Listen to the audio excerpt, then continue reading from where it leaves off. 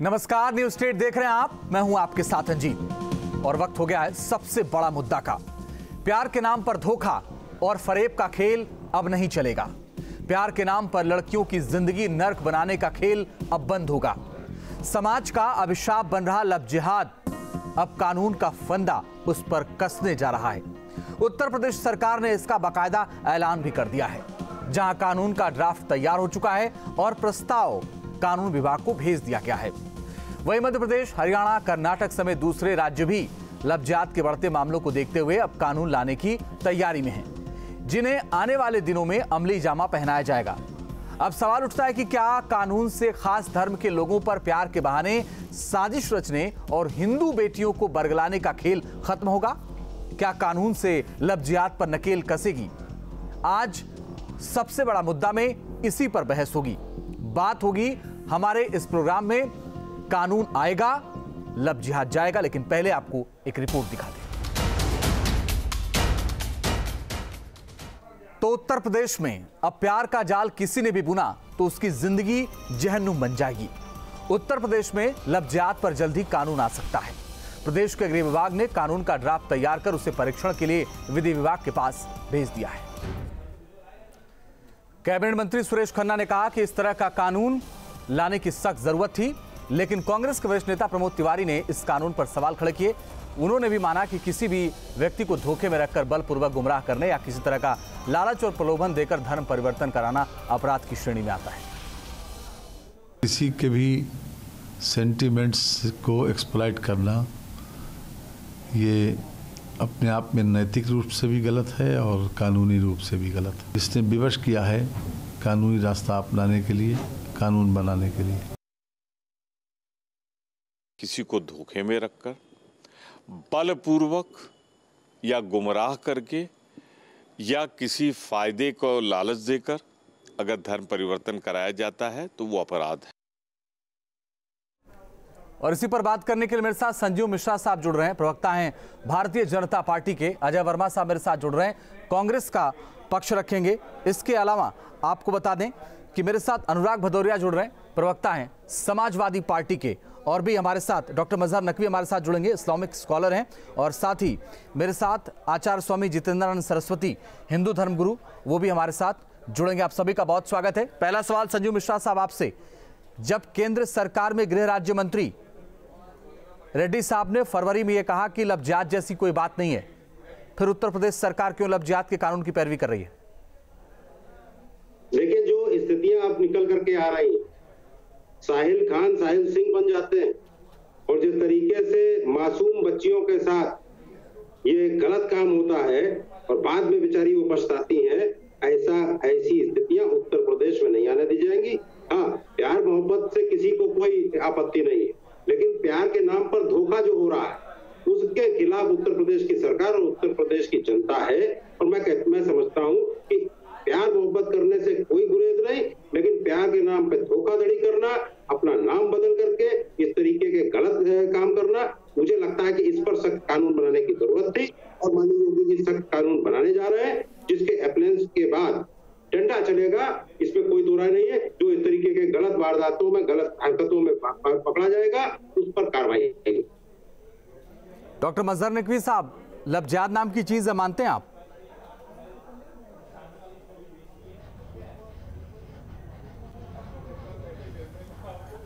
देखिए, love affair दो लोगों के बीच में होता है, और लेकिन अगर दुर्भाग्य से उसमें हिंदू और मुसलमान शामिल हो जाते हैं तो फिर वो लव जिहाद हो जाता है।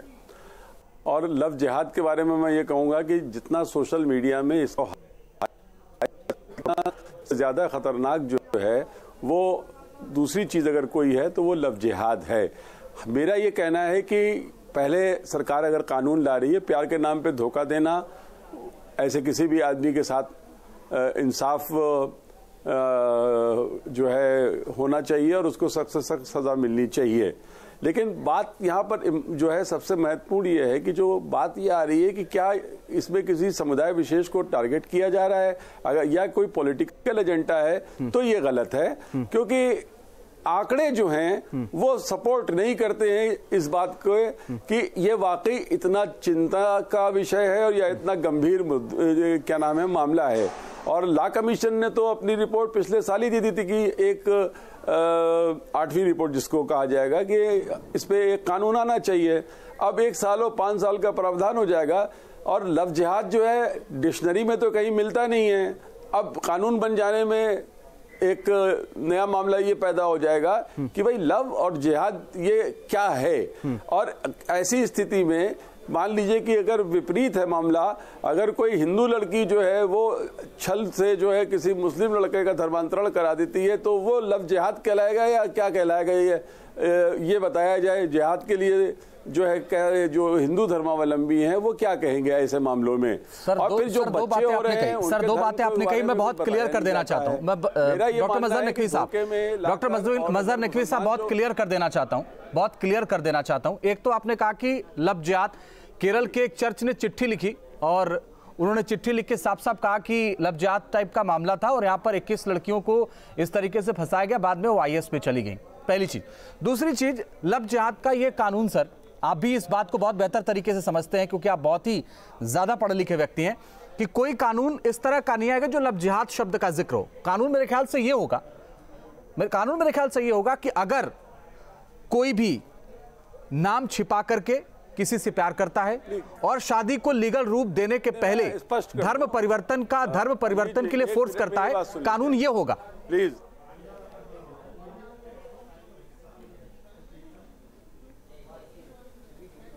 कानून जो है उसके प्रोविजंस जो हैं बिल्कुल ठीक हैं। सबसे ज्यादा बात ये देखने की होती है कि हमारे यहाँ कानून बन तो जाते हैं, उसका क्रियान्वयन में परेशानी आती है, उसके दुरुपयोग की संभावना बनी रहती है। और ऐसे तमाम आपने मामले देखे होंगे जिसमें सर्वोच्च न्यायालय ने पहले, चाहे वो दहेज उत्पीड़न का मामला हो, चाहे और किसी प्रकार का मामला हो, कि बैकफुट पे आए। मैं आपको बताना चाहूंगा कि ये जो केरल की बात आपने कही है, मैं फिर कह रहा हूं, इस्लाम में तो इजाजत है ही नहीं कि किसी प्रकार की जबरदस्ती की जाए। और धोखे से शादी है ही नहीं, इस्लाम की निगाह में वो विशुद्ध धोखा है। और प्रेम की जहां तक बात है तो 2.5 आखर प्रेम का जो पढ़ लेता है वो पंडित हो जाता है, कोई दिक्कत नहीं है। लेकिन और पिछले दिनों तो आपने भी देखा होगा, साक्षी महाराज ने तो बाकायदा रेट बता दिया था कि मौलानाओं ने किस बात के लिए क्या रेट तय कर रखे। मैं आऊंगा आपके पास सर दोबारा दूसरा सवाल लेकर के। अनुराग भदौरिया, अच्छा है लव जिहाद पर कानून आ रहा है? हेलो, बोलिए जी। मेरी आवाज आ रही है? आ रही है अनुराग जी, बोलिए आप। जी देखिए, ये बड़ा चिंता का विषय है कि भारतीय जनता पार्टी हर चीज का राजनीतिकरण करना चाहती है जी। आप देखिए, कोई भी व्यक्ति चाहे किसी भी जाति धर्म का हो, आप भी जानते हैं वर्षों से चला रहा है, किसी भी जाति धर्म का व्यक्ति हो, किसी महिला के साथ अगर धोखे से उसके साथ विवाह करता है या दोस्ती करता है, संबंध बनाता है, क्राइम कहलाता है। और इस पे धाराएं पहले से 366 है, उसमें आजीवन कारावास का भी प्रावधान है। ये तो नहीं 153 भी है, 193 भी है, और उसमें आजीवन कारावास है। भाई ये तो 7 साल के कारावास की बात कर रहे हैं, हम कहते हैं वहां आजीवन कारावास है। जो आपके पास तीर है उनका आप उपयोग नहीं करना चाहते। आप ठीक है भाई, आप कानून बनाना चाहते हैं चूंकि आप माहौल बनाना चाहते हैं, आपको कानून से मतलब नहीं है। चूंकि आप ये लव जिहाद का वर्ड इजहार करके कि जिहाद शब्द लगा दो जिससे थोड़ा हिंदू मुस्लिम का काम चलेगा, क्योंकि इसके अलावा भारतीय जनता पार्टी को चाहता नहीं है। क्योंकि वो जानती है कि समाज में जो असली समस्या है उससे हमें जनता का ध्यान भटकाना है। असली समस्या है बेरोजगारी, उस पर चर्चा ही नहीं करना है। महिलाओं पे अत्याचार जो बढ़ा, क्या उत्तर प्रदेश में महिला अत्याचार में नंबर 1 हो गया तो भारतीय जनता पार्टी के नेता कहीं गए क्या? इतनी बड़ी घटना हुई तो कौन भारतीय जनता पार्टी का नेता गया? बुलंदशहर में इतनी बड़ी घटना होगी, जिंदा जला दी गई बच्ची, तो कौन भारतीय जनता पार्टी का नेता गया? बाराबंकी में बच्ची के साथ अन्याय हुआ तो कौन भारतीय जनता पार्टी का नेता गया? लखीमपुर में जिंदा के साथ अन्याय हुआ, दोनों बच्चे, कौन भारतीय जनता पार्टी का नेता गया? भारतीय जनता पार्टी का नेता महिला सम्मान के लिए नहीं करना चाहता। महिलाओं ने पता नहीं कहाँ गए, लापता है तो आने पाता रोमियो महिला सम्मान। ये माहौल बनाना चाहते हैं, यहाँ पे कुछ हिंदू मुस्लिम ईसाई कोई इनसे पूछने कि कोरोना कानून बनेगा और कार्रवाई होगी तो इसमें समाजवादी पार्टी क्यों नहीं एम्बुलेंस से 108 चल रहा है? लव जिहादियों के साथ खड़े होने का मकसद क्या है ये बताओ, किसान के लिए और क्यों राजनीति कर रहे हो इसमें? अपने कम दामों अगर कानून बनेगा तो सबके लिए बनेगा, तो क्यों उसमें आपत्ति क्या है? बारे में कोई पूछ ना पाए, समाजवादी पार्टी का स्पष्टीकरण होना चाहिए। ये लव जिहादियों के साथ अगर खड़े हो तो और महिला के अत्याचार में उत्तर प्रदेश नंबर 1 हो गया। इसके बारे में आप चर्चा क्यों नहीं करना चाहते? कहाँ है मुख्यमंत्री, कहाँ है आपके और मंत्री जी क्यों नहीं बोलना चाहते? एक हमें फोटो दिखा दो, हम समाजवादी लोग लाठी मार के महिला के न्याय के लिए हम लोग लाठी का डंडा दिखा दो, अभी भी छाप है लाठी। आप बताओ आपकी फोटो की स्थिति, किसी बच्चे के साथ अन्याय उसके घर। चलिए सर, आपकी आवाज में थोड़ी सी दिक्कत आ रही है संजू मिश्रा साहब, मैं ये कोशिश करूंगा कि आपकी आवाज ठीक हो जाए, दोबारा आपके पास आऊं। अजय वर्मा मेरे साथ बैठे हुए बहुत देर से, अजय वर्मा जी के पास जाता हूं, फिर स्वामी जी भी हमारे साथ बैठे हुए हैं, उनके पास भी जाऊंगा। अजय वर्मा जी, कानून बनाने जा रही है सरकार लव जिहाद के खिलाफ, आपकी क्या राय है, क्या राय देना चाहते हैं, क्या इसमें और बेहतर होना चाहिए, क्या जोड़ना चाहिए?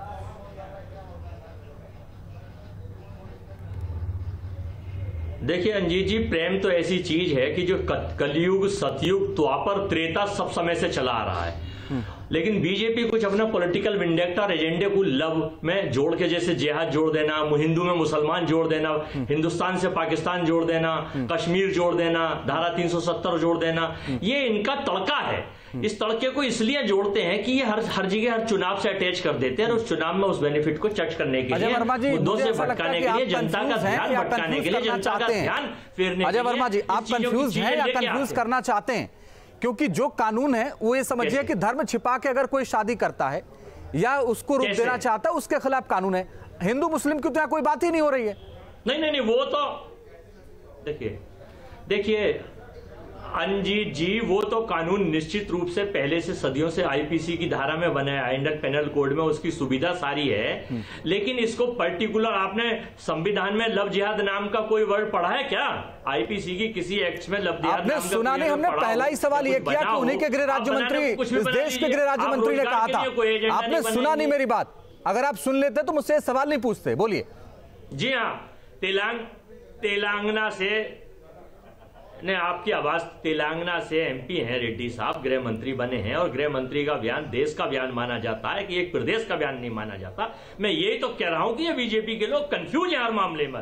ये देश के हालात को देखेंगे नहीं, ये कंफ्यूजन क्रिएट करके देश के हालात से खिलवाड़ करना चाहते हैं। इनका टारगेट और इनका एजेंडा ये है, बोली वाली जनता को ठगो, बोली वाली जनता के विश्वास से घात करो और अपना एजेंडा चलाओ। चूंकि इनके एजेंडे से ये पता है महंगाई रोक नहीं सकते, व्यापार बढ़ा नहीं सकते, बेरोजगारी रोक नहीं सकते और चीजें बना नहीं सकते। लव जिहाद का जहां तक सवाल है, अगर धोखा देके किसी भी धर्म जात का, हिंदू मुस्लिम सिख ईसाई का कोई भी व्यक्ति या महिला या पुरुष अगर कुछ बहका के करता है तो उसके खिलाफ कड़ी से कड़ी कार्रवाई होनी चाहिए, चाहे वो किसी भी दल का हो। अब ये लोग कूद के आ जाते हैं अपना सीडी लेकर, इनसे को अपनी सीडी का बटन ऑफ कर दें। समस्या यही है, ये विपक्षियों को केवल सरकार के खिलाफ खड़े होने की बात है।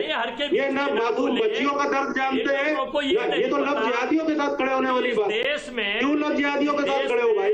इसके अगर देश और प्रदेश में कोई अच्छा कानून बनने जा रहा है उसमें कांग्रेस को आपत्ति क्या है? ये जुमलों की सरकार क्या चाहते हो? साहिल खान, साहिल शर्मा बने? झूठों के मासूम बच्चियों के साथ धोखा करो, ये झूठ दिखाते हैं, ये लव और जिहाद को फैलाते हैं। ये लव जिहाद को नहीं, लव को खूब बनाओ, लेकिन जिहादी अगर बनोगे को भी बदनाम करने का प्रयास। चलिए मैं आप दोनों के पास आता हूं, आप दोनों के पास। मेरे साथ आचार्य स्वामी जितानंद सरस्वती जी हमारे साथ हैं, राष्ट्रीय महामंत्री अखिल भारतीय संत समिति के। महाराज जी, कानून आना चाहिए, इसकी मांग बहुत लंबे वक्त से भारतीय जनता पार्टी कह रही थी, बहुत सारे और संगठन भी कह रहे थे, लेकिन लव जिहाद है ऐसा लेकर के अभी तक न केंद्रीय एजेंसियों ने कोई पुख्ता ठोस प्रमाण दिए, न राज्य सरकारों ने अभी दिए। पहला प्रमाण तो केरल में हाई कोर्ट के आदेश से जो जांच एजेंसी बैठी उसने सुप्रीम कोर्ट तक के मामले, वो जो केस आया जिसमें 75 लाख का पेमेंट कपिल सिब्बल ने उस लड़की के वकील बनने के नाम पर लिया, लव जिहाद का ही केस था। दूसरी एक बात कहता हूं, मैं इन नेताओं को मैं सुन रहा था, कश्मीर की मुसलमान लड़की देश के अन्य भाग में किसी लड़के से शादी कर ले तो अपने संपत्ति से महरूम हो जाएगी। ये 35A के अंतर्गत पूरी तौर से था। लेकिन अगर देश के किसी अन्य राज्यों ने सिर्फ इस कानून में एक मोटा मोटी बात यह है कि आप शादी करें, शौक से करें, 1 महीना पहले आपको नोटिस देनी होगी जिलाधिकारी के यहाँ कि हम दोनों राजी खुशी से विवाह कर रहे हैं, हम दोनों अंतर धार्मिक विवाह कर रहे हैं, हम दोनों के धर्म अलग हैं। इससे मुझे नहीं लगता कि अजय वर्मा जी को क्या प्रॉब्लम है, इससे हमारे भदौरिया जी को क्या प्रॉब्लम है। इस कानून से ये कहीं ऐसा तो नहीं कि भारतीय जनता पार्टी के इतर ये सारे राजनीतिक दल, मैं देखिए मेरी एडवोकेसी, मेरी लिगेसी और मेरा दायित्व सनातन हिंदू धर्म के बहन बेटियों के अस्मत को सुरक्षित करना है। लिहाजा यह कानून बनाने की मांग हरियाणा में भी जब बल्लभगढ़ में निकिता तोमर की हत्या हुई तब भी हमने की। 243 से ज़्यादा केस पिछले 3 महीने के अंदर हरियाणा के अंदर ऐसे आए हैं। उत्तर प्रदेश के पश्चिमी उत्तर प्रदेश में साक्षी जी ने जो बताया वो रेट बताया, ओपनली मौलानाओं ने लव जिहाद के नाम पर कि धर्म युद्ध है, मुस्लिम लड़के कलावा बांध करके, नाम छुपा करके, हिंदू लड़की को फंसा करके विवाह करेंगे। ऐसी परिस्थिति में अगर सरकार ने एक ऐसा कानून कि ये तो मैरिज अमेंडमेंट एक्ट जैसा है कि आपको शादी करनी है, आप 1 महीना पहले नोटिस दीजिए, दोनों के माता पिता को सूचना जाएगी। अगर दोनों पक्ष सहमत है, दोनों के माता पिता लड़की और लड़के बालिग हैं, तो भारत के संविधान में कोई किसी को रोक नहीं सकता। बोलिए अनुराग जी। लेकिन हिंदू समाज को नीचा दिखाने के नाम पे मैं आपको हाथ जोड़ के प्रणाम करता हूँ। आप हमारे धर्म गुरु हैं, लेकिन आचार्य जी एक चीज बताइए मुझे, जो घटना हाथरस में हुई है वो तो सनातन धर्म की लड़की थी।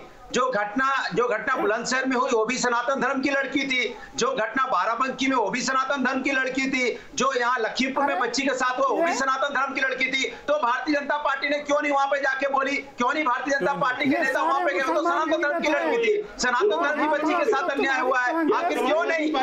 इसलिए हम कह रहे हैं कि भारतीय जनता पार्टी मुद्दों से, समाज के असली मुद्दों से ध्यान भटकाना चाहती है। आचार्य जी, असली मुद्दों से ध्यान भटकाना चाहती है। असली मुद्दे रोजगारी पे है, जिससे बेरोजगारी से बच्चे आत्महत्या कर रहे हैं। बदतमीजी कम करो, चैनलों पे बैठ करके ट्रांसपेरेंसी के धंधे बंद करो।